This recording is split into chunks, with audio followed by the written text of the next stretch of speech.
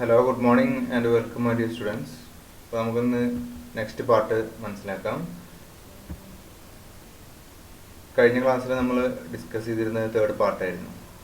ഇനി നമുക്കതിൻ്റെ ഫോർത്ത് പാർട്ടിലേക്ക് പോകാം. ഇനി നമ്മൾ ഡിസ്കസ് ചെയ്യുന്നത് ഇഷ്യൂ ഓഫ് ഷെയർസ് എന്നുള്ള ആ ഒരു ഭാഗം തന്നെയാണ്.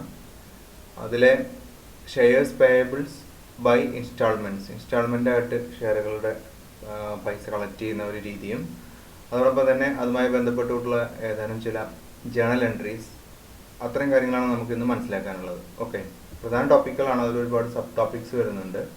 അപ്പോൾ ആദ്യമായിട്ട് ഷെയർസ് പേയബിൾസ് ബൈ ഇൻസ്റ്റാൾമെൻറ്റ്സ്. അപ്പോൾ ഇതിൽ സാധാരണഗതിയിൽ ഒരു കമ്പനി അവരുടെ സെക്യൂരിറ്റീസിൻ്റെ പ്രൈസ് റിസീവ് ചെയ്യുന്നത് ഇൻസ്റ്റാൾമെൻറ്റിലാണ്. രണ്ട് രീതിയിലും വരാം, ഇൻസ്റ്റാൾമെൻറ്റിലും വരാം, അല്ലെങ്കിൽ മൊത്തത്തിൽ മൊത്തം എമൗണ്ട് ഒന്നിച്ച് കളക്ട് ചെയ്തേക്കാം. എന്നാൽ അത് നമ്മൾ ഇൻസ്റ്റാൾമെൻറ്റിലാണ് കളക്ട് ചെയ്യുന്നതെങ്കിൽ സാധാരണഗതിയിൽ ഈ 3 രീതിയിലാണ് വരുന്നത്. ഇപ്പോൾ കമ്പനികൾ ഷെയർ ഇഷ്യൂ ചെയ്യുന്നു, ഉദാഹരണം പറഞ്ഞു കഴിഞ്ഞാൽ ഷെയർ ഇഷ്യൂ ചെയ്യുന്നു.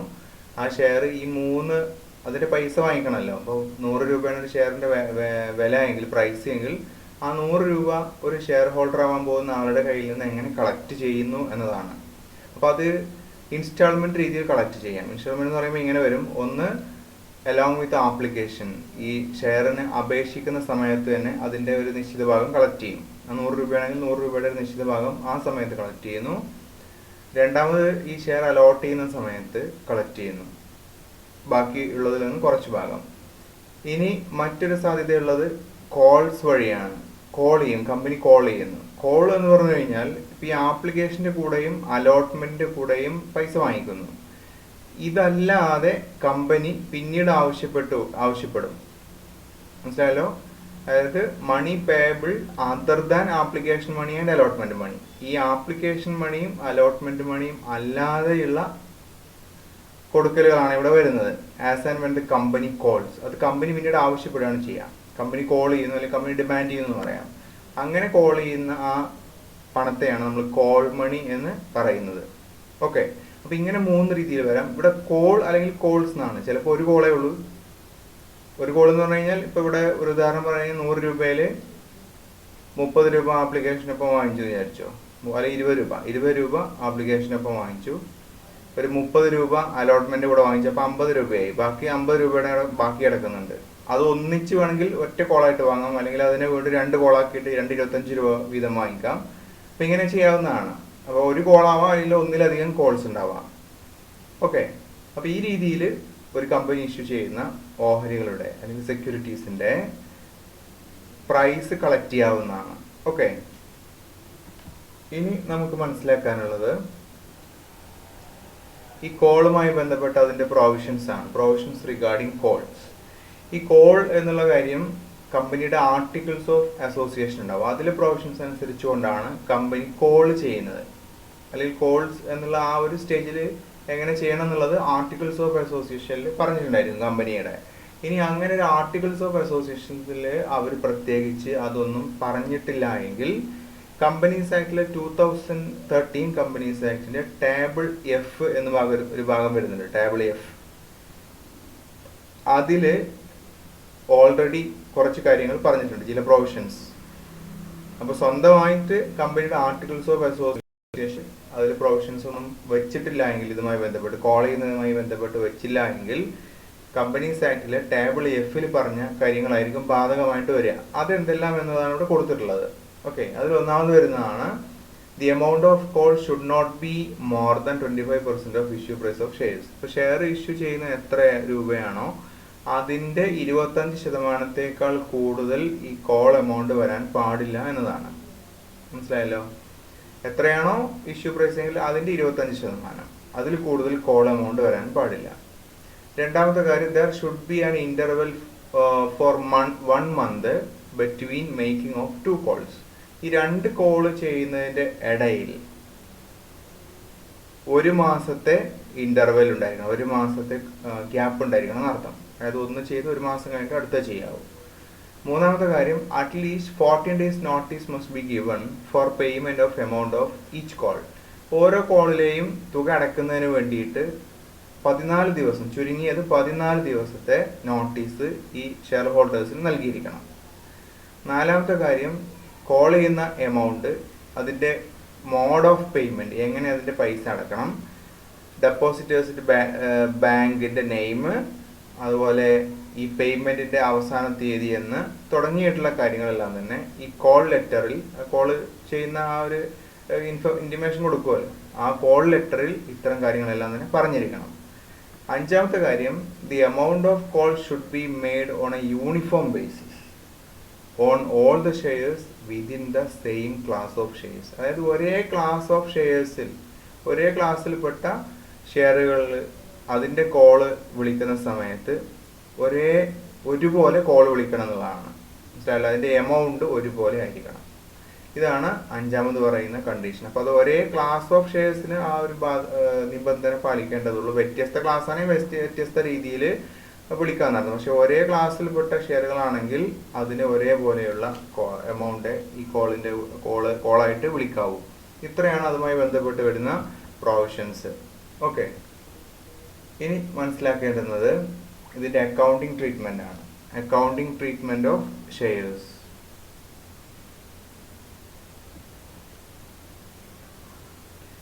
ഈ ഷെയറുകൾ, ഒരു കമ്പനിയെ സംബന്ധിച്ചോളം shares can be issued in 2 ways. രണ്ട് രീതിയിൽ ഷെയറുകൾ ഇഷ്യൂ ചെയ്യാം. ഒന്ന് for cash and second one is for consideration other than cash. ഒന്ന് ക്യാഷിന് ഷെയറുകൾ ഇഷ്യൂ ചെയ്യാം, പൈസ കിട്ടുന്ന രീതിയിൽ ഷെയറുകൾ ഇഷ്യൂ ചെയ്യാം. രണ്ടാമത്തെ പൈസ അല്ലാത്ത, ക്യാഷ് അല്ലാത്ത മറ്റെന്തെങ്കിലും ഒരു കൺസിഡറേഷന് പകരമായിക്കൊണ്ടും ഷെയറുകൾ ഇഷ്യൂ ചെയ്യാം. അപ്പോൾ നമ്മൾ ഇനി ആദ്യം പോകുന്നത് ഇതിൽ ഒന്നാമത്തെ ഈ ഒരു കണ്ടീഷനാണ്. അതാണ് നമുക്ക് ഇന്നത്തെ ക്ലാസ്സിൽ കാര്യമായിട്ട് മനസ്സിലാക്കാനുള്ളത്. Issue of shares for cash എന്നുള്ളതാണ്. ക്യാഷിന് ഷെയറുകൾ ഇഷ്യൂ ചെയ്യുക. അതായത് ഷെയർ ഇഷ്യൂ ചെയ്യുന്നു കമ്പനി, പകരം കമ്പനിക്ക് ക്യാഷ് കിട്ടുന്നു. ഇതാണ് ഒന്നാമത്തെ സ്റ്റേജ്, ഒന്നാമത്തെ ഒരു way. In this case the following journal entries are to be passed. അപ്പോൾ ഈ ഒരു സാഹചര്യത്തിൽ താഴെ പറയുന്ന ജേണൽ എൻട്രികളാണ് പാസ് ചെയ്യേണ്ടി വരിക. ഒന്ന്, ഇപ്പോൾ നമ്മൾ പറഞ്ഞല്ലോ, അവിടെ 3 രീതി പറഞ്ഞല്ലോ ഈ ഷെയർ ഇഷ്യൂ ചെയ്യുന്നതിൽ. ഇൻസ്റ്റാൾമെൻറ്റ് രീതിയിലാണ് ഇതെല്ലാം വരുന്നത് കേട്ടോ. ഇൻസ്റ്റാൾമെൻറ്റ് രീതിയിൽ വരുമ്പോൾ ആദ്യം ആപ്ലിക്കേഷനുള്ള സ്റ്റേജ് വരും, പിന്നെ അലോട്ട്മെൻറ്റ് വരും, പിന്നെ കോൾ വരും. ഈ ഒരു 3 സ്റ്റേജാണ് നമ്മൾ മനസ്സിലാക്കി വെക്കേണ്ടത്. അപ്പോൾ ആദ്യത്തെ സ്റ്റേജ് എന്ന് പറയുമ്പോൾ ഈ ആപ്ലിക്കേഷൻ മണി കിട്ടുക എന്നുള്ളതായിരിക്കും കമ്പനിയെ സംബന്ധിച്ചോളം. ഇപ്പോൾ കമ്പനി പ്രോസ്പെക്ടസ് വഴി കാര്യങ്ങൾ അറിയിക്കുന്നു, പൊതുജനങ്ങൾ അറിയിക്കുന്നു. അപ്പോൾ അത് കാണുന്ന ആളുകൾ കമ്പനിക്ക് ആപ്ലിക്കേഷൻ അയക്കുന്നു, അല്ലേ? അപ്പോൾ കമ്പനിക്ക് ആപ്ലിക്കേഷൻ അയക്കുമ്പോൾ ആദ്യം സംഭവിക്കുന്ന കാര്യം എന്തായിരിക്കും? ആപ്ലിക്കേഷൻ മണി ബാങ്കിൽ എത്തുകയാണ് ചെയ്യുന്നത്. അപ്പോൾ ബാങ്ക് അക്കൗണ്ട് ഡെപ്റ്റർ എന്ന് പറയുന്നത് അതുകൊണ്ടാണ്. മനസ്സിലായല്ലോ? അപ്പോൾ ആപ്ലിക്കേഷൻ മണി റിസീവ് ചെയ്യുമ്പോൾ അത് അസറ്റ് ആണല്ലോ. അപ്പോൾ അസറ്റ് ഇൻക്രീസ് ചെയ്യുമ്പോൾ ബാങ്കിലാണ് പൈസ അടക്കുക. അതൊന്ന് മനസ്സിലാക്കി. അപ്പോൾ ആ ബാങ്ക് അക്കൗണ്ട് എന്നുള്ള അസറ്റ് ഇൻക്രീസ് ചെയ്യുന്നു. അപ്പോൾ നോർമലി ബാങ്ക് അക്കൗണ്ട് ഡെപ്റ്റർ എന്ന് വരും. To share application account, bank account debtor to share application account. Okay, ഇതൊരു പേഴ്സണൽ അക്കൗണ്ടിൻ്റെ കാറ്റഗറിയിലാണ് ഈ അക്കൗണ്ട് വരിക, ആപ്ലിക്കേഷൻ അക്കൗണ്ട്. അപ്പോൾ bank account debtor to share application account. ഇനി ഈ ആപ്ലിക്കേഷൻ മണി റിസീവ് ചെയ്യുമ്പോഴാണ്, ഇനി ആപ്ലിക്കേഷൻ നമ്മൾ ആക്സെപ്റ്റ് ചെയ്ത് കഴിഞ്ഞാൽ നമ്മൾ മറ്റൊരു ജേണൽ എൻട്രി പാസ് ചെയ്യുന്നു. ഈ നേരത്തെ വന്ന ഈ ടു ഷെയർ ആപ്ലിക്കേഷൻ അക്കൗണ്ട് എന്നുള്ളത് നമ്മളിവിടെ ഡെബിറ്റ് ചെയ്യും. ഷെയർ ആപ്ലിക്കേഷൻ അക്കൗണ്ട് ഡെപ്റ്റർ അതവിടെ ക്ലോസ് ആയിപ്പോയി. അപ്പോൾ അതെ, ഒരു ക്രെഡിറ്റ് വന്നു, പിന്നെ ഒരു ഡെബിറ്റ് വന്നു. Share application account debtor to share capital account. മനസ്സിലായല്ലോ? Share application account debtor to share capital account. അപ്പോൾ ഇവിടെ ഷെയർ ക്യാപിറ്റൽ ക്രിയേറ്റ് ചെയ്യാണ് ചെയ്യുന്നത്. ഷെയർ ക്യാപിറ്റലിൽ എന്താണ് വരിക? അത് ക്രെഡിറ്റ് ആണ് വരുന്നത്. ഷെയർ ക്യാപിറ്റൽ ഇൻക്രീസ് ചെയ്യാണ് ചെയ്യുന്നത് അവിടെ. അപ്പോൾ എത്രയാണോ ആ പൈസ വന്നത് അതിന് തുല്യമായിട്ടുള്ള ഷെയർ ക്യാപിറ്റൽ അവിടെ ഉണ്ടാവുകയാണ് ചെയ്യുന്നത്. അപ്പോൾ അതുകൊണ്ട് ഷെയർ ക്യാപിറ്റൽ ഇൻക്രീസ് ചെയ്യുന്നു എന്ന് പറയാം. അപ്പോൾ അതിനെ നമ്മൾ എന്ത് ചെയ്യും? ക്രെഡിറ്റ് ചെയ്യും. ഇനി ആപ്ലിക്കേഷനുള്ള സ്റ്റേജിൽ അപ്പോൾ 2 സെറ്റ് എൻട്രിയാണ് വരുന്നത്, മനസ്സിലാക്കി വെക്കുക. ഇനി രണ്ടാമത്തെ ഘട്ടം എന്ന് പറയുമ്പോൾ ആപ്ലിക്കേഷനെല്ലാം തന്നെ പരിശോധിച്ച് അവർക്ക് കമ്പനി ഷെയർ അലോട്ട് ചെയ്യാൻ തീരുമാനിക്കുകയാണ്. അപ്പോൾ അലോട്ട് ചെയ്യുന്ന ആ ഒരു ഘട്ടത്തിൽ അലോട്ട്മെൻറ്റ് മണി, അതായത് അടുത്ത ഇൻസ്റ്റാൾമെൻറ്റ് ഈ ഷെയർ ഹോൾഡേഴ്സ് ആവാൻ പോകുന്ന ആളുകൾ അടയ്ക്കേണ്ടി വരും. ഓക്കെ, അപ്പോൾ അലോട്ട്മെൻറ്റ് മണി ഡ്യൂ ആവുന്നതാണ് ആദ്യ ജേണൽ എൻട്രി വരിക. അവിടെ വരുന്ന എൻട്രി ഇതായിരിക്കും: share allotment account debtor to share capital account. Share allotment account debtor to share capital account എന്നുള്ള എൻട്രി വരും.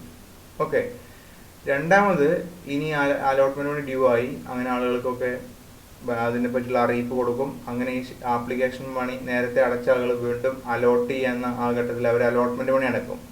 അലോട്ട്മെന്റ് പണി നടക്കുമ്പോൾ അവർ പൈസ ബാങ്കിൽ വരും, പൈസ ബാങ്കിൽ അടക്കും. അപ്പോൾ എങ്ങനെ എൻട്രി വരും? Journal entry bank account debtor. നേരത്തെ വന്ന അതേ എൻട്രി തന്നെ, ആപ്ലിക്കേഷൻ മണി കിട്ടുമ്പോൾ വരുന്ന അതേ എൻട്രി തന്നെയാണ് ഇവിടെ റിപ്പീറ്റ് ചെയ്യാണ്, ബാങ്ക് അക്കൗണ്ട് ഡെപ്റ്റർ. ടു എന്തായിട്ടാണ് കിട്ടുന്നത്? Share allotment. ഇവിടെ നേരത്തെ ഷെയർ അലോട്ട്മെന്റ് നമ്മൾ ഡെബിറ്റ് ചെയ്തില്ല, അത് ഇവിടെ വരുമ്പോൾ ക്രെഡിറ്റ് ചെയ്യും. To share allotment account. Okay, അപ്പോൾ ഈ ഷെയർ അലോട്ട്മെന്റ് അക്കൗണ്ട് ഇവിടെ ഒരു ഡെബിറ്റും വരും ഒരു ക്രെഡിറ്റും വരും, അത് ക്യാൻസൽ ആയി പോകും. അപ്പോൾ bank account debtor to share allotment account. Okay, ഇതോടുകൂടി അലോട്ട്മെന്റ് എന്നുള്ള 3, 4 വന്നത് അലോട്ട്മെന്റ് ആണ്. 1, 2 ആപ്ലിക്കേഷൻ, 3, 4 അലോട്ട്മെന്റ്. അപ്പോൾ 2 സെറ്റാണ് വരുന്നത്. ഇനി അടുത്തൊരു സെറ്റ് വരും കോളിന്റെ ഓപ്ഷൻ വന്നാൽ. അപ്പോൾ കോളിൽ ഫസ്റ്റ് കോൾ ഞാൻ നേരത്തെ പറഞ്ഞു, കോൾ 1 ആവാം അല്ലെങ്കിൽ 2 ഒക്കെ ആവാം. അപ്പോൾ അതിൽ ഫസ്റ്റ് കോൾ ആണെന്ന് വിചാരിച്ചോളൂ. അങ്ങനെയാണെങ്കിൽ എന്ത് വരും? On making the first call, company first call ചെയ്യുന്ന സമയത്ത് ഷെയർ ഫസ്റ്റ് കോൾ അക്കൗണ്ട്. അപ്പോൾ അവിടെ ഫസ്റ്റ് കോൾ എഴുതണം, വെറും കോൾ അക്കൗണ്ട് എഴുതരുത്. ഒന്നിലധികം കോളുകൾ ഉണ്ടെങ്കിൽ നമ്മൾ ആദ്യം ഫസ്റ്റ് കോൾ എഴുതും. അപ്പോൾ അതിൽ share first call account debtor to share capital account. അപ്പോൾ ഇതേ പാറ്റേൺ തന്നെ ആയിരിക്കും അലോട്ട്മെന്റ് വേണ്ടി ഡ്യൂ ആയപ്പോഴും വന്നത്. എന്താണ്? Share allotment account debtor. എന്താണോ ഡ്യൂ ആവുന്നത് അത് എഴുതുക. ഇവിടെ കോൾ ഡ്യൂ ആയപ്പോൾ share first call account debtor, ഇവിടെ ഷെയർ അലോട്ട്മെന്റ് അക്കൗണ്ട് ഡെപ്റ്റർ. പിന്നെ ക്രെഡിറ്റ് വന്ന് എന്തായിരുന്നു? ഷെയർ ക്യാപിറ്റൽ വരും. അത് തന്നെയാണ് ഇവിടെ വരുന്നത്, ടു ഷെയർ ക്യാപിറ്റൽ അക്കൗണ്ട്. കാരണം ക്യാപിറ്റൽ ക്രിയേറ്റ് ചെയ്യാണ് ചെയ്യണത്. അപ്പോൾ share first call account debtor to share capital account first call ചെയ്യുന്ന സമയത്ത്. ഇനി ഫസ്റ്റ് അങ്ങനെ ചെയ്യുമ്പോൾ കോള് നിങ്ങൾ നേരത്തെ കണ്ടല്ലോ. അപ്പോൾ ആളുകൾക്ക് നോട്ടീസൊക്കെ അവർ അയക്കും, കോൾ ലെറ്റർ അയക്കും. അപ്പോൾ അതിൽ കിട്ടുമ്പോൾ ആളുകൾ പൈസ അടക്കും. പൈസ അടക്കുമ്പോൾ ഫസ്റ്റ് കോളിൻ്റെ പൈസ ബാങ്കിൽ വരും. അപ്പോൾ എൻട്രി എങ്ങനെ വരും? ആപ്ലിക്കേഷൻ മണി കിട്ടിയപ്പോൾ വന്ന പോലെയും അലോട്ട്മെന്റ് മണി കിട്ടിയപ്പോൾ വന്ന പോലെയും ഇവിടെ റിപ്പീറ്റ് ചെയ്യും. ബാങ്ക് അക്കൗണ്ട് ഡെപ്റ്റർ, ബാങ്കിൽ പൈസ വരും. ടു ഈ ഷെയർ ഫസ്റ്റ് കോൾ എന്നുള്ള അക്കൗണ്ട് ഡെബിറ്റ് ചെയ്തിരുന്നുള്ള നേരത്തെ അതിവിടെ ക്രെഡിറ്റ് ചെയ്യും. നേരത്തെ ഇവിടെ അലോട്ട്മെന്റ് കേസ് അലോട്ട്മെന്റ് ആദ്യം ഡെബിറ്റ് ചെയ്യും, പിന്നെ അത് ക്രെഡിറ്റ് ചെയ്യും. അതിനോട് ഇവിടെയും ഇത് ഫസ്റ്റ് കോൾ ആണ്, അതുകൊണ്ട് ആ രീതിയിൽ അഡ്ജസ്റ്റ്മെന്റ് ചെയ്യാം.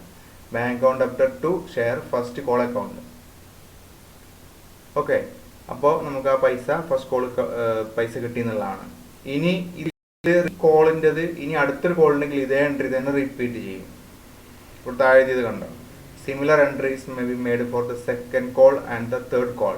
ചിലപ്പോൾ തേർഡ് കോൾ വരെ നോർമലി പോകാറുള്ളത്. അപ്പോൾ ഫസ്റ്റ് കോൾ ഇങ്ങനെ, ഇനി സെക്കൻഡ് കോൾ ഉണ്ടെങ്കിൽ ഈ ഫസ്റ്റ് കോളിന്റെ സ്ഥാനം മാറ്റിയിട്ട് എന്ത് എഴുതും? നമ്മൾ സെക്കൻഡ് കോൾ എന്ന് എഴുതും. ബാക്കിയുള്ള എല്ലാം സെയിം എൻട്രി തന്നെ വരും. ഇനി തേർഡ് കോൾ ഉണ്ടായിരുന്നെങ്കിൽ തേർഡ് ആൻഡ് ഫൈനൽ കോൾ എന്ന് എഴുതും. ഈ ഫസ്റ്റ് കോളിന്റെ സ്ഥാനത്ത് തേർഡ് ആൻഡ് ഫൈനൽ കോൾ. ഈ അവസാന കോളാണെങ്കിൽ നമ്മൾ ആൻഡ് ഫൈനൽ കോൾ കൊണ്ട് ചേർക്കും. ഫസ്റ്റ് ഒറ്റ കോൾ മാത്രമാണെങ്കിൽ ഫസ്റ്റ് ആൻഡ് ഫൈനൽ കോൾ. ഇനി ഫസ്റ്റ് സെക്കൻഡ് ആണെങ്കിൽ സെക്കൻഡ് കോൾ എഴുതുമ്പോൾ second and final call, second and final call account, ആ രീതിയിൽ പറയാനുണ്ട്. ഓക്കെ, ഇതാണ് ജേണൽ എൻട്രി എഴുതുന്ന രീതി. ഇനി ഇത് വെച്ചുകൊണ്ടുള്ള ഒരു എക്സാമ്പിളാണ് നമുക്ക് ഇന്നത്തെ ക്ലാസ്സിൽ നോക്കാനുള്ളത്. അപ്പം അതിനു മുമ്പേ നമുക്കിനി ഇതിൻ്റെ ഒരു ടേംസ് ഓഫ് ഇഷ്യൂ കൂടെ മനസ്സിലാക്കണം. ഈ ഷെയറുകൾ ഇഷ്യൂ ചെയ്യുന്ന അതിൻ്റെ ടേംസ് ആൻഡ് കണ്ടീഷൻസ് ഉണ്ട്. അതുമായി ബന്ധപ്പെട്ട കാര്യങ്ങൾ നമ്മൾ മനസ്സിലാക്കണം. അത് ഇഷ്യൂ ചെയ്യുന്ന സമയത്ത് തന്നെ പറഞ്ഞിട്ടുണ്ടായിരിക്കും. അപ്പോൾ അത് വെച്ചുകൊണ്ട് നമുക്ക് ഷെയർസ് 3 രീതിയിൽ ഇഷ്യൂ ചെയ്യാം എന്ന് മനസ്സിലാക്കാം. അതിലൊന്ന് ഷെയറുകൾ പാർ വാല്യൂവിൽ ഇഷ്യൂ ചെയ്യുക എന്നുള്ളതാണ്. Issue of shares at par. ഷെയറുകൾ പാർ വാല്യൂവിൽ ഇഷ്യൂ ചെയ്യുന്നു. ഇതെന്താ നമുക്ക് മനസ്സിലാക്കേണ്ടതായിട്ടുണ്ട്. രണ്ടാമത്തെ case issue of shares at, ഇവിടെ പാർ എന്നാണ് എഴുതിയത്, അറ്റ് പ്രീമിയം എന്നാണ് കേട്ടോ. Issue of shares at premium എന്നാക്കണം നിങ്ങൾ നോട്ട് എഴുതുമ്പോൾ. മൂന്നാമത്തെ കാര്യം issue of shares at discount. ഷെയറുകൾ ഡിസ്കൗണ്ടിൽ ഇഷ്യൂ ചെയ്യുക എന്നതാണ്. ഇത്രയാണ് ഈ 3 രീതിയിൽ ഷെയറുകൾ ഇഷ്യൂ ചെയ്യുക എന്നുള്ളത് ഉദ്ദേശിക്കുന്നത്. ഇനി ആദ്യത്തെ കാര്യം നോക്കാം. Issue of shares at par. When shares are issued at a price equal to their nominal value. ഒരു ഷെയറിന്റെ ഫേസ് വാല്യൂ ഉണ്ടാവും, അല്ലെങ്കിൽ അതിന്റെ നോമിനൽ വാല്യൂ എന്ന് പറയും. ആ നോമിനൽ വാല്യൂ എത്രയാണോ അതേ വാല്യൂവിൽ തന്നെ, അതിന് തുല്യമായിട്ടുള്ള ഒരു പ്രൈസിന് തന്നെയാണ് ആ ഷെയറുകൾ ഇഷ്യൂ ചെയ്യുന്നതെങ്കിൽ നമ്മൾ ആ ഷെയറുകൾ പാർ വാല്യൂവിൽ ഇഷ്യൂ ചെയ്യുക എന്നാണ് പറയുന്നത്. അപ്പോൾ പാർ വാല്യൂ എന്നുള്ളത് ഉദ്ദേശിക്കുന്നത് അതിന്റെ ഫേസ് വാല്യൂ ആണ്. ഇപ്പോൾ ഒരു ഉദാഹരണം പറഞ്ഞ അവിടെ താഴെ കണ്ടോ, എ ഷെയർ ഓഫ് ₹10, 10 രൂപ വിലയുള്ള ഷെയറാണ്.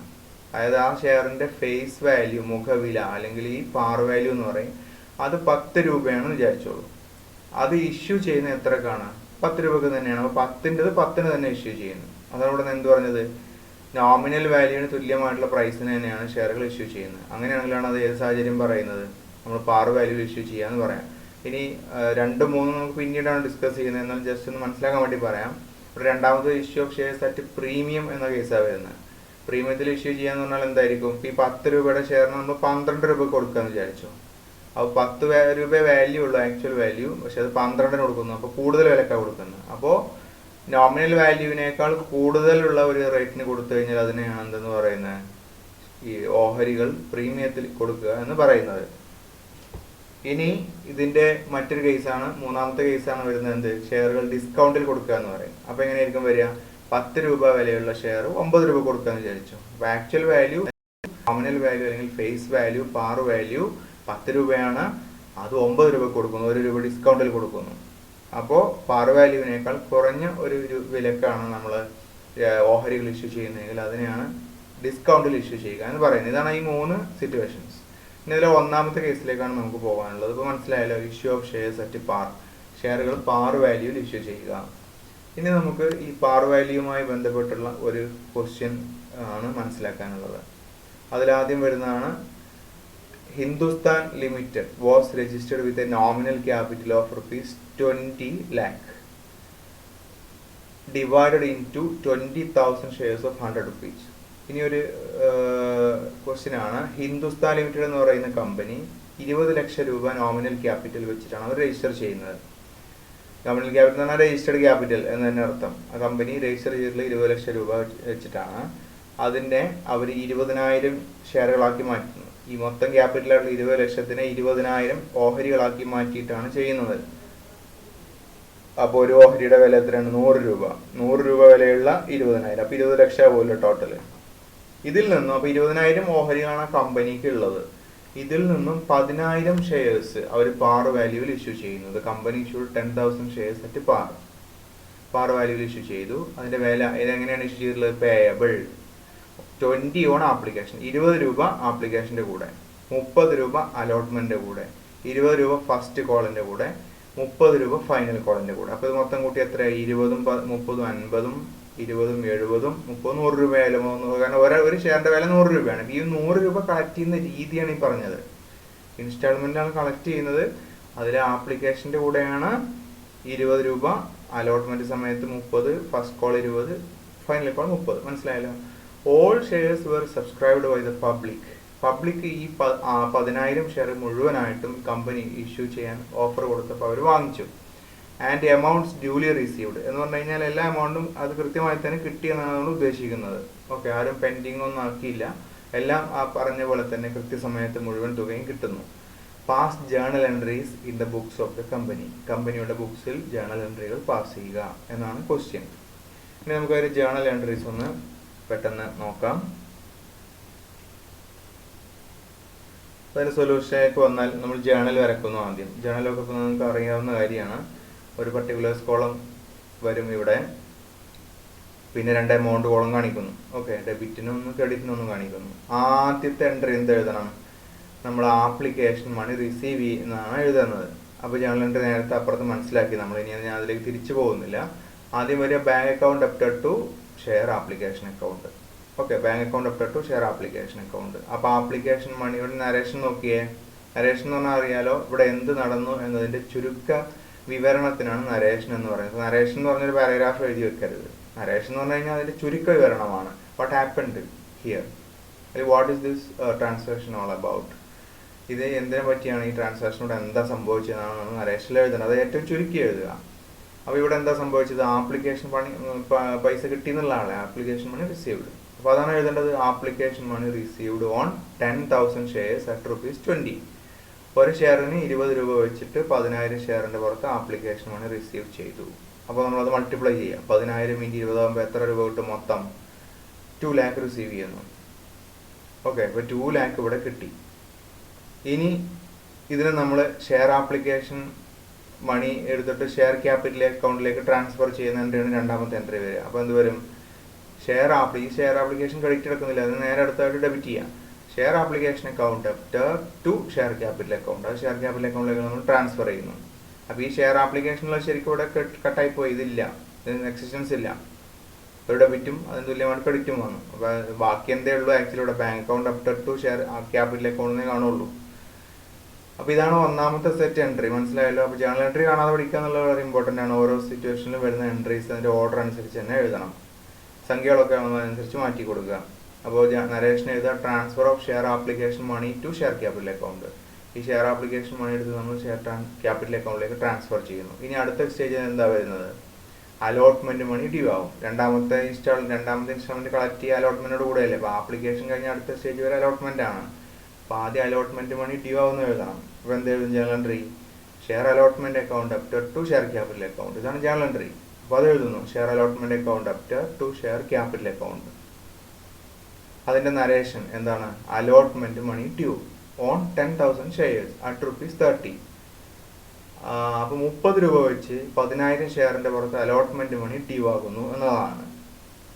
ഓക്കെ, അപ്പോൾ അത് എത്ര രൂപ വരും? 10,000 × 30 3 ലക്ഷം വരും. 3 ലക്ഷം രൂപ ഷെയർ അലോട്ട്മെന്റ് ആയിട്ട് കിട്ടാറായി എന്ന് നമ്മൾ കാണിക്കുന്നു. ഇനി അലോട്ട്മെന്റിന്റെ ആ ഒരു ഇന്റിമേഷൻ ഷെയർ ഹോൾഡേഴ്സിന് പോകുന്നു. അപ്പോൾ സ്വാഭാവികമായിട്ടും അവർ അലോട്ട്മെന്റ് മണി അടക്കും അല്ലേ. അപ്പോൾ അവർക്ക് അലോട്ട് ചെയ്യും. അപ്പോൾ ആ അലോട്ട്മെന്റ് മണി അടക്കുന്ന സമയത്ത് ജനറൽ എൻട്രി എന്ത് വരും? ബാങ്കിൽ പൈസ വരും. അപ്പോൾ ബാങ്ക് അക്കൗണ്ട് അപ്റ്റർ എന്താണ് വരുന്നത്? To share allotment account. Bank account debtor to share allotment account. അതായത് നേരത്തെ ഷെയർ അലോട്ട്മെന്റ് ഡെബിറ്റ് ചെയ്തു, അതേ എമൗണ്ട് ഇവിടെ എടുത്തിട്ട് അതിന് ക്രെഡിറ്റ് ചെയ്യും. എത്രയാണ് കിട്ടുന്നത് വെച്ച് ക്രെഡിറ്റ് ചെയ്യും. കിട്ടുന്ന ഇവിടെ സെയിം എമൗണ്ട് തന്നെയാണ് അല്ലെ. 3 ലക്ഷം കിട്ടാറായി, 3 ലക്ഷം കിട്ടി ടു ഷെയർ അലോട്ട്മെന്റ് അക്കൗണ്ട്. അപ്പോൾ ബാങ്ക് അക്കൗണ്ടിൽ 3 ലക്ഷം വരും, ഇവിടെയും 3 ലക്ഷം വരും. ഓക്കെ, നരേഷൻ എന്ത് എഴുതുന്നു?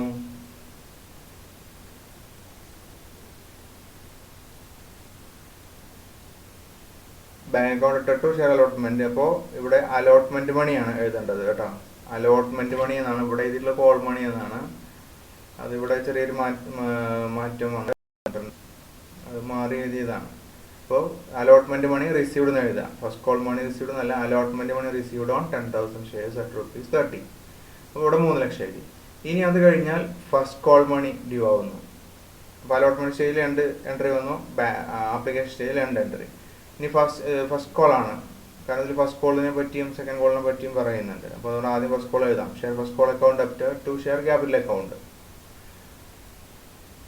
അപ്പോൾ ഇവിടെ ഈ എൻട്രിന്റെ നരേഷൻ അങ്ങോട്ടും ഇങ്ങോട്ടും ഇതിൽ മാറിപ്പോയതാണ്. അപ്പോൾ ഇവിടെ എന്ത് എഴുതണം? ഫസ്റ്റ് കോൾ മണി ഡ്യൂ ആണ്. First call money due on 10,000 shares at ₹20 each. അപ്പോൾ 20 രൂപ വെച്ചിട്ടാണ് ഫസ്റ്റ് കോൾ മണി ഡ്യൂ ആവുന്നത്. അപ്പോൾ 20 × 10,000 എത്ര വന്നു? 2 lakh വന്നു. മനസ്സിലായത്? രണ്ടിടത്തും 2 lakh വെച്ച് എഴുതുന്നു. അപ്പോൾ ഫസ്റ്റ് കോൾ മണി ഡ്യൂ ആയി. ഇനി ആളുകളോട് കോൾ ലെറ്റർ അയച്ച് ഒരു പൈസ ഇറക്കാൻ പറയുമ്പോൾ അവരെ പൈസ ഇറക്കുമല്ലോ. അടക്കുമ്പോൾ ബാങ്കിൽ വരും. എന്ത് വരും? ബാങ്ക് അക്കൗണ്ട് അപ്റ്റർ ടു എന്താണ് വരുന്നത്? Share first call account. അപ്പോൾ അതിൽ 10,000 വെച്ച് 20 രൂപ വരെ അടക്കുന്നു. എല്ലാവരും അടച്ചു എന്ന് പറയുന്നുണ്ടല്ലോ ക്വസ്റ്റ്യനിൽ കൃത്യമായിട്ട്. അപ്പോൾ 2 ലക്ഷം രൂപ കിട്ടുന്നു. അപ്പോൾ കോൾ മണി ഡ്യൂ ആയി, ആ കോൾ മണി ഇവിടെ കിട്ടി. Bank account debtor to share first call account. ഇനി ഒരു കോളും കൂടെ ക്വസ്റ്റ്യനിൽ പറയുന്നുണ്ട്, അതും കൂടെ നമ്മൾ ചെയ്യണം. അതെങ്ങനെയാണ്? സെക്കൻഡ് കോളാണ്. അപ്പോൾ നമ്മൾ എഴുതുമ്പോൾ എന്ത് എഴുതും? Share second and final call account. Share second and final, കാരണം ഇവിടെ സെക്കൻഡ് കഴിഞ്ഞാൽ പിന്നെ ഇല്ല, ഇത് അവസാനത്തെ കോളും കൂടെയാണ്. അപ്പോൾ സെക്കൻഡ് രണ്ടാമത്തെയും അവസാനത്തെയും കോൾ എന്നർത്ഥം. Share second and final call account debtor to share capital account. Okay, share capital account എപ്പോഴും ക്രെഡിറ്റാണ് വരുന്നത്. ഇവിടെ അത് ക്യാപിറ്റൽ ക്രിയേറ്റ് ചെയ്യാനോട് ചെയ്യുന്നത്. ഓക്കെ, ക്യാപിറ്റൽ ഇൻക്രീസ് ചെയ്യുന്നു. Share second and final call account debtor to share capital account. അപ്പോൾ അതിൽ ഇതുപോലെ തന്നെ എഴുതാം, second and final call money due on 10,000 shares at ₹30 each. 30 രൂപ വെച്ചിട്ടാണ്. അപ്പോൾ 3 ലക്ഷം. 10,000 × 30 3 ലക്ഷം. ഇനി ആളുകളോട് ആ second and final call money അടക്കാൻ വേണ്ടി കമ്പനി ആവശ്യപ്പെടും, നോട്ടീസ് വഴിയൊക്കെ ആവശ്യപ്പെടും. അപ്പോൾ അവരൊന്നും അടക്കുമ്പോൾ പൈസ ബാങ്കിൽ വരും. ബാങ്ക് അക്കൗണ്ട് അപ്റ്റർ ടു എന്താണ് അടക്കാൻ പറഞ്ഞത്? Share second and final call account. നേരത്തെ വന്ന ഡെബിറ്റ് ഇവിടെ ക്രെഡിറ്റ് വരും. അപ്പോൾ ഇതിന് ഈ എല്ലാ ഓരോ സ്റ്റേജിലും ഒരേ പാറ്റേൺ ആണ്. ആ പാറ്റേൺ പഠിച്ചു വെച്ചാൽ മതി. അപ്പോൾ തെറ്റാതെ കിട്ടും. എന്താണോ ചെയ്യുന്നത് അത് മാറ്റി കൊടുത്താൽ മതി. ഓക്കെ, അപ്പോൾ അങ്ങനെ പൈസ അടക്കുന്നു. 3 ലക്ഷം. നരേഷൻ എഴുതുക, second and final call money received on 10,000 shares at ₹30. ഇത്രയാണ് ജേണൽ എൻട്രീസ്. പക്ഷെ ഇതിനോടൊപ്പം തന്നെ ഇതിന്റെ ലെഡ്ജർ അക്കൗണ്ട്സും പ്രിപ്പയർ ചെയ്തിട്ടുണ്ട്. ലെഡ്ജർ അക്കൗണ്ട്സ് എന്ന് പറയുമ്പോൾ നമുക്ക് ഇവിടെ ഓരോന്ന് കാണാമല്ലോ. ഇവിടെ ഷെയർ ആപ്ലിക്കേഷൻ അക്കൗണ്ടാണ് ഒന്നുള്ളത്, share allotment account, share first call account, share second and final call account. ഈ 4 കാര്യങ്ങളാണ് ആദ്യം വരുന്നത്. അപ്പോൾ അത് പ്രിപ്പയർ ചെയ്യുമ്പോൾ എൻട്രി വരും. ആദ്യം share application account. Share application അക്കൗണ്ടുമായി ബന്ധപ്പെട്ട് വരുന്ന 2 എൻട്രീസ് അല്ലേ ഉള്ളത്. ഒന്നെന്താണ്? Share application. ആദ്യം പൈസ കിട്ടുന്നില്ലേ, bank account debtor to share application ആണ് പൈസ വരുന്നത്. അപ്പോൾ ഈ ഷെയർ ആപ്ലിക്കേഷൻ അക്കൗണ്ട് എന്ത് എഴുതുമ്പോൾ എന്ത് എഴുതും? ഇതിലേക്ക് അത് പോസ്റ്റ് ചെയ്യും. ഇയാൾ എൻട്രി ചെയ്താണ് ഫസ്റ്റത്തെ എൻട്രി എടുത്ത് ഇതിലേക്ക് പോസ്റ്റ് ചെയ്യാം. അപ്പോൾ ബാങ്ക് അക്കൗണ്ട് ബൈ ബാങ്ക് എന്ന് വരും 2 lakh. അത്രേ ഉള്ളൂ. ബാങ്ക് അക്കൗണ്ട് ഇവിടെ നിന്ന് വായിക്കേണ്ടത് ഇവിടെ എഴുതുന്ന ബൈ എന്നുള്ള പോർഷനിൽ നമ്മൾ ജേണൽ എൻട്രി വായിക്കുക. ബാങ്ക് അക്കൗണ്ട് ഡെപ്റ്റർ എന്നിട്ട് മുകളിൽ ഈ അക്കൗണ്ടിന്റെ പേരിലേക്ക് പോവുക. അത് ടു ആയിട്ട് പറയാം. Bank account debtor to share application account ഇങ്ങനെ വായിക്കും. ഇനി ഇവിടെ വന്നത് ഏതാണ്? അതാണ് ഫസ്റ്റത്തെ എൻട്രി. ഇനി നമ്മൾ ഈ ഷെയർ ആപ്ലിക്കേഷൻ ഷെയർ ക്യാപിറ്റലിലേക്ക് ട്രാൻസ്ഫർ ചെയ്യുന്ന എൻട്രി ഉണ്ടല്ലോ, അതെങ്ങനെ വരുന്നത്? Share application account debtor to share capital. അപ്പോൾ ഇവിടെ നിന്ന് സ്റ്റാർട്ട് ചെയ്യാം, ഹെഡിങ്ങിൽ നിന്ന് സ്റ്റാർട്ട് ചെയ്യാം. അതിന് ഡെബിറ്റ് ആയിട്ട് സ്റ്റാർട്ട് ചെയ്യാൻ മതി.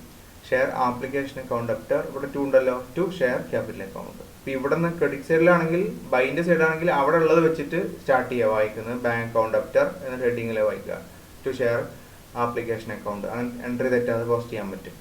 ഇവിടെ നിന്നാണെങ്കിൽ ഇങ്ങോട്ട് വായിക്കുക share application account debtor to share capital account. അപ്പോൾ ഇത് രണ്ട് തുല്യമാണ്, അതവിടെ ക്ലോസ് ചെയ്ത് പോയിരുന്നു, ബാലൻസ് ഒന്നുമില്ല. പിന്നെ ഷെയർ അലോട്ട്മെന്റ് ആണ്. അവിടെ ഇങ്ങനെ തന്നെ വരും. ആദ്യം share allotment account debtor to share capital. Okay, 1 ലക്ഷം അവിടെയുള്ള എൻട്രി കൊണ്ട് പോസ്റ്റ് ചെയ്യാണ്. പിന്നെ ആ പൈസ കിട്ടുമല്ലോ. അപ്പോൾ bank account debtor to share allotment. അടുത്ത ഫസ്റ്റ് കോൾ ഇതേ പാറ്റേൺ റിപ്പീറ്റ് ചെയ്യുന്നു. Share first call account debtor to share capital account. പിന്നെ ആ പൈസ കിട്ടുന്നു. Bank account debtor to share first call account. Total ഈക്വലായി പോകുന്നു. അടുത്തത് വീണ്ടും second and final call due ആവുന്ന എൻട്രിയാണ് ഇതിലേക്ക് പോസ്റ്റിംഗ് വരുന്നത്. Share second and final call account debtor to share capital account.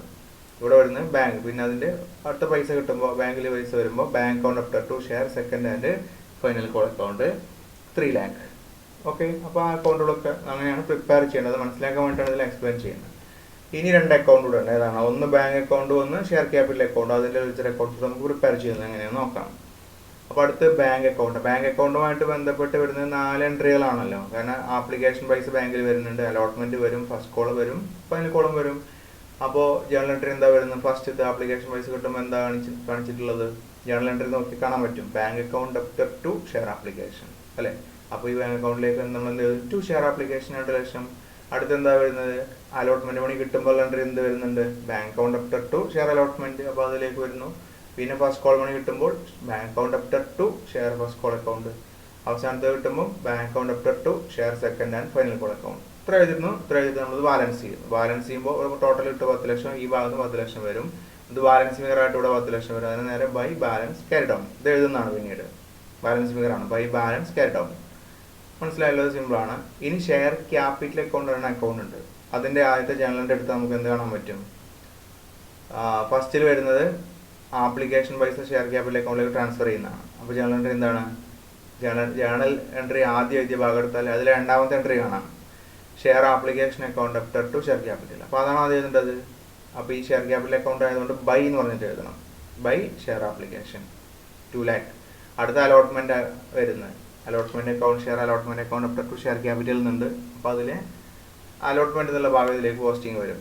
By share allotment account. അതുപോലെ by share first call account, by share second and final call account. ഇതെല്ലാം തന്നെ ആ ഭാഗത്തുള്ള എൻട്രികളാണ്. അപ്പോൾ അതിൻ്റെ എല്ലാം ഡെബിറ്റ് സൈഡ് നമ്മൾ എടുത്തിട്ട് ഇതിലേക്ക് പോസ്റ്റ് ചെയ്യുന്നു. അപ്പോൾ അതായത് ബാലൻസ് ചെയ്യുക. അപ്പോൾ ഇവിടെ ടോട്ടൽ 10 ലക്ഷം കിട്ടും. ഇവിടെയും 10 ലക്ഷം. ഡെബിറ്റ് സൈഡിൽ 10 ലക്ഷം കിട്ടും. അതിന് ബാലൻസ് ഫിഗർ ആയിട്ട് എഴുതുക. To balance carry down. Okay, ഇത്രയാണുള്ളത്. അപ്പോൾ ഇതോടുകൂടി അതിൻ്റെ അക്കൗണ്ട്സ് പ്രിപ്പയർ ചെയ്യുന്ന ആ ഒരു ഭാഗം അവസാനിച്ചു. അപ്പോൾ ഇത് മനസ്സിലായെന്ന് വിചാരിക്കുന്നു. ഇനി ഇതിൻ്റെ ബാക്കി ഭാഗങ്ങൾ നമുക്ക് ഡിസ്കസ് ചെയ്യാണ്ട് ഇത് തന്നെ കണ്ടിന്യൂ ചെയ്യാം നെക്സ്റ്റ് ക്ലാസ്സിൽ. ഓക്കെ, അപ്പോൾ നമുക്ക് ബാക്കി ഇനി അടുത്ത ക്ലാസ്സിൽ ഡിസ്കസ് ചെയ്യാം. അപ്പോൾ ഇന്നത്തെ കാര്യങ്ങളൊക്കെ മനസ്സിലായിട്ടുണ്ടാവുമെന്ന് വിചാരിക്കുന്നു. Okay, thank you for watching.